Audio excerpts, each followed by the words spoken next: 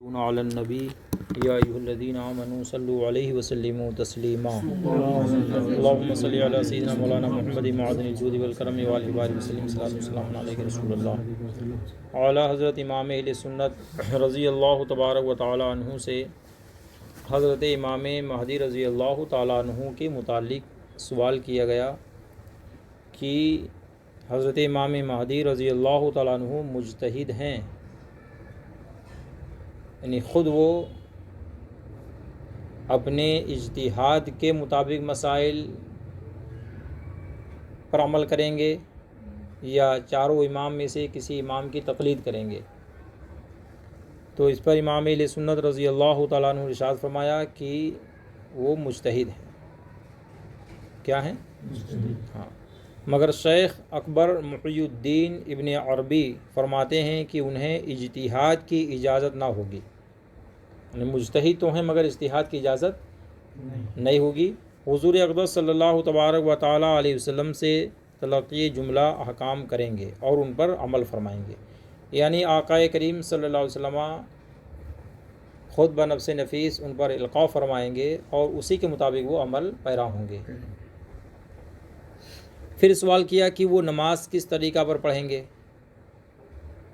امام چار ہیں، تو چاروں امام میں سے وہ کسی کے طریقے پر عمل کریں گے، ان کے بتائے ہوئے مسائل کے مطابق نماز پڑھیں گے یا خود کوئی دوسرا طریقہ ان کا ہوگا؟ اس سوال پر امام اہل سنت رضی اللہ تعالیٰ عنہ نے ارشاد فرمایا کہ طریقہ حنفیہ کے مطابق، سبحان اللہ، کس کے مطابق نماز پڑھیں گے وہ؟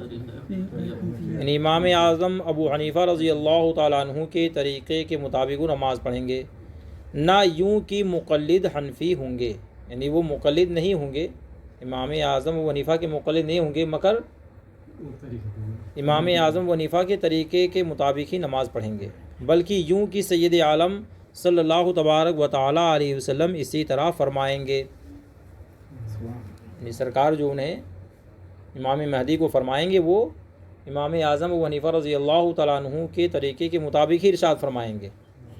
اعلیٰ فرماتے ہیں کہ اس دن کھل جائے گا کہ اللہ و رسول کو سب سے زیادہ پسند مذہب حنفی ہے، سبحان اللہ، چاروں مذہبوں میں سب سے زیادہ پسند مذہب کون سا ہے؟ مذہب حنفی ہے۔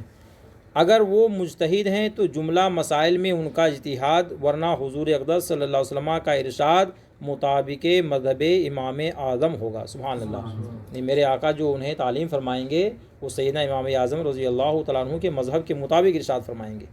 اسی خیال سے بعض اکابر کے قلم سے نکلا کہ وہ حنفی المذہب ہوں گے، بلکہ یہی لفظ معاذ اللہ سیدنا عیسیٰ علیہ الصلوۃ والسلام کی نسبت صادر ہو گیا۔ اللہ حاشا للہ کہ نبی اللہ کسی امام کی تقلید فرمائے، یعنی ایسا نہیں ہو سکتا، نبی کسی کی تقلید نہیں فرمائیں گے، ان کا مقام بہت بلند و بالا ہے، نبی نہیں ہے۔ امام اہل سنت فرماتے ہیں بلکہ وہی ہے کہ ان کے عمل مطابق عمل مذہب حنفی ہوں گے، سبحان اللہ، یعنی حضرت عیسیٰ علیہ السلام بھی جب دنیا میں تشریف لائیں گے تو وہ تقلید تو کسی امام کی نہیں فرمائیں گے، مگر عمل وہ اس طرح کریں گے جو مذہب حنفی ہی کے مطابق ہوگا، سبحان اللہ، جس سے مذہب حنفی کی سب سے کامل تر تصویر ثابت ہوگی۔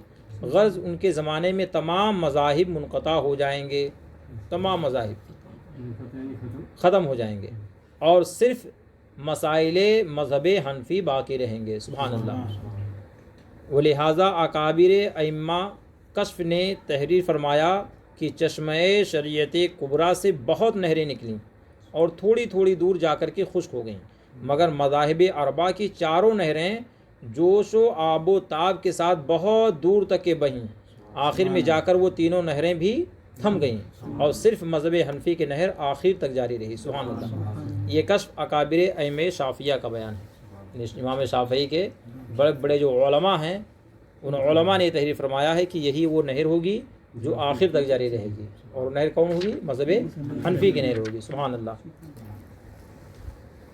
اعلیٰ حضرت امام اہل سنت سے سوال ہوا کہ مؤذن اذان کہنے کے بعد باہر مسجد کے جا سکتا ہے یا نہیں؟ اذان کہنے کے بعد وہ مسجد کے باہر جا سکتا ہے یا نہیں؟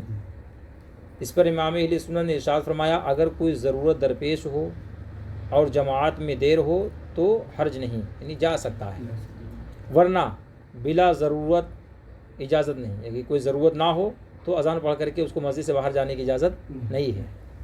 اور مؤذن ہی نہیں، ہر اس شخص کے لیے یہی حکم ہے جس نے ابھی اس وقت کی نماز نہ پڑھی، یعنی صرف مؤذن ہی کے لیے نہیں ہے، ہر اس شخص کے لیے یہ حکم ہے جس نے اس وقت کی نماز نہیں پڑھی، جس کی یہ اذان ہوئی۔ اور اذان ہونے ہی کی خصوصیت نہیں بلکہ مراد دخول وقت ہے، جو مسجد میں ہو اور کسی نماز کا وقت شروع ہو جائے اور یہ دوسری مسجد کا مقیم جماعت نہ ہو، اسے نماز پڑھے بغیر مسجد سے باہر جانا جائز نہیں۔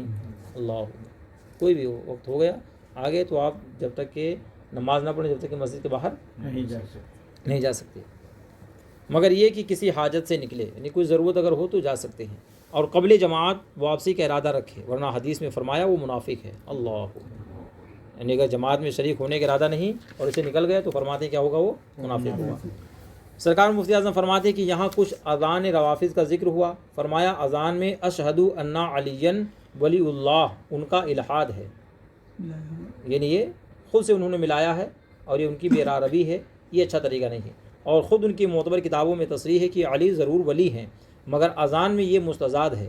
نیز تصریح ہے کہ حی علی خیر العمل مفوضہ لعنہ اللہ کی ایجاد ہے، یعنی حی علی الصلاح کی جگہ کیا کہتے ہیں، حی علی خیر العمل، یہ سب ان کی کتب معتبرہ میں ہے، نہ کہ تبرہ کے بعض ملعنہ اضافہ کرتے ہیں۔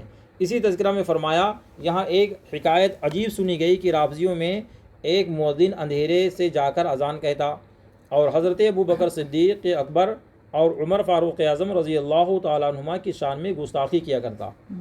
محلے میں کچھ غریب سنی رہتے تھے کہ خون جگر پیتے اور کچھ بس نہ چلتا۔ ایک روز 4 جوان ہرچے بادہ باد کہہ کر مسجد کے اندر پہلے سے جا بیٹھے، یعنی 4 جوانوں نے مشورہ کیا اور چاروں ناچار مجبور ہو کر بھی کہ کب تک ہم لوگ سنتے رہیں گے، چلو آج ہمت باندھ کے چلے گئے مسجد کے اندر، بیٹھ کے چھپ کر کے جا کر کے۔ حسب دستور وہ خبیث مؤذن اپنے وقت پر آیا اور اذان میں صدیق اکبر کی نسبت کچھ بکنا شروع کیا کہ ان چاروں میں سے ایک صاحب برآمد ہوئے اور مار کر گرا دیا کہ خبیث تو ہمیں برا کہتا ہے۔ اس نے گھبرا کر کہا کہ حضرت میں تو عمر کو کہتا تھا۔ دوسرے جوان برآمد ہوئے، مار کر بے دم کر دیا کہ مردود تو مجھے برا کہے گا۔ اس نے سراسیمہ ہو کر یعنی شرمندہ ہو کر کہا کہ حضرت میں تو عثمان کو کہتا تھا۔ تیسرے صاحب تشریف لائے اور جتنا مارا گیا مارا کہ ناپاک تو مجھے برا کہے گا۔ آخر جب بڈھے خبیث کو کچھ نہ بنی، چلایا کہ مولا مدد کیجیے، یعنی مولا علی مدد کیجیے، دشمن مجھے مار ڈال رہے ہیں۔ اس پر چوتھے صاحب ہاتھ میں استرا لیے برآمد ہوئے اور جڑ سے اس کی ناک صاف کر دی کہ شیطان تو ہمارے اکابر کو برا کہے گا۔ اللہ اکبر، کیا کہا انہوں نے، یعنی حضرت ابو بکر صدیق، حضرت عمر، حضرت عثمانی ہمارے اکابر ہیں، ہمارے بڑے بزرگ ہیں، تو ہمارے بزرگوں کی شان میں گستاخی کرے گا۔ اب یہ چاروں صاحب تو چل دیے، یعنی یہ اپنا کام کر کے چل دیے۔ جو مجتہد صاحب تھے وہ درد کے مارے ناک پر رومال رکھے مسجد کے اندرونی گوشہ میں جا چھپے۔ جب وقت زیادہ ہوا اور روافض نماز کے لیے آئے، ایک دوسرے سے کہتا ہے آج جناب قبلہ تشریف نہیں لائے، آج اذان نہیں فرمائی۔ جب کچھ روشنی ہوئی دیکھا جناب قبلہ ایک گوشے میں سمٹے پڑے ہیں۔ کہا حضرت خیر ہے، قبلہ خیر ہے۔ کہا خیر کیا ہے؟ آج وہ تینوں دشمن آ پڑے اور مارتے مارتے مونج کر دیا، یعنی ادمرا کر دیا مارتے مارتے۔ کہا پھر آپ نے حضرت مولا کو یاد نہیں کیا؟ وہ چپ رہا۔ جب بار بار یہی کہے گئے، اس نے جھنجھلا کر ناک پر سے رومال پھینک دیا کہ وہ تینوں دشمن تو مار ہی کر چھوڑ گئے تھے، مولا نے آ کر جڑ سے ناک صاف کر دی۔ ماں زیارہ چشم یاری داشتیم، خود غلط بود آنچے ماں پنداشتیم۔ اللہ، یہ الحمدللہ اہل سنت والجماعت کے ان سنی غریبوں کا کارنامہ تھا جنہوں نے بڑی حکمت کے ساتھ ان کا کام ہاں۔ اب دوبارہ ان کی ہمت جناب کی نہ پڑی کہ جا کر مسجد میں حضرت عمر، حضرت فاروق اعظم اور حضرت ابو بکر صدیق، حضرت عثمان غنی کو برا بھلا کہیں۔ آج اللہ تعالی ہمیں اور ہمارے اہل سنت والجماعت کے نوجوانوں کو اللہ تعالی اسے ہمت عطا فرمائے۔ آپ سوچیے تھوڑی دیر کے لیے کہ جب رسول پاک صلی اللہ علیہ وسلم کی صحابہ کی شان میں گستاخی کی تھی اس نے، تو نوجوانوں نے کتنا اہم رول ادا کیا، اور آج صحابہ کو نہیں صحابہ کے آقا خود رسول پاک علیہ السلام کی شان میں توہین کی جاتی ہے اور اس کے بعد بھی کوئی فرق نہیں پڑتا. ہمارا یہی نوجوان بچہ، نوجوان ہمارا بھائی ہے جو جا کر ان کے ساتھ باقاعدہ ہم پیالہ، ہم شراب ہوتے، کھاتے پیتے اٹھتے بیٹھتے ہیں. اللہ تعالیٰ انہیں ہدایت عطا فرمائے اور یہ سمجھیں کہ جب صحابہ کے دشمن کا حال یہ ہے تو رسول پاک کے دشمن کا حال کیا ہوگا. جب صحابہ کے دشمن کے ساتھ ہمارے اہل سنت والجماعت کے افراد نے یہ سلوک کیا ہے تو پھر رسول پاک کے دشمنوں کے ساتھ میں کیسا سلوک کرنا چاہیے. بالکل ان کے ساتھ کوئی مصالحت نہیں، کوئی موافقت نہیں، کوئی رشتہ ناتا نہیں، بالکل ان سے دور رہا جائے. اور اگر دور نہ رہے تو اس میں بہت ہی بڑا نقصان ہے، ان کا دین کا بھی نقصان ہے اور خود ان کا نقصان ہے.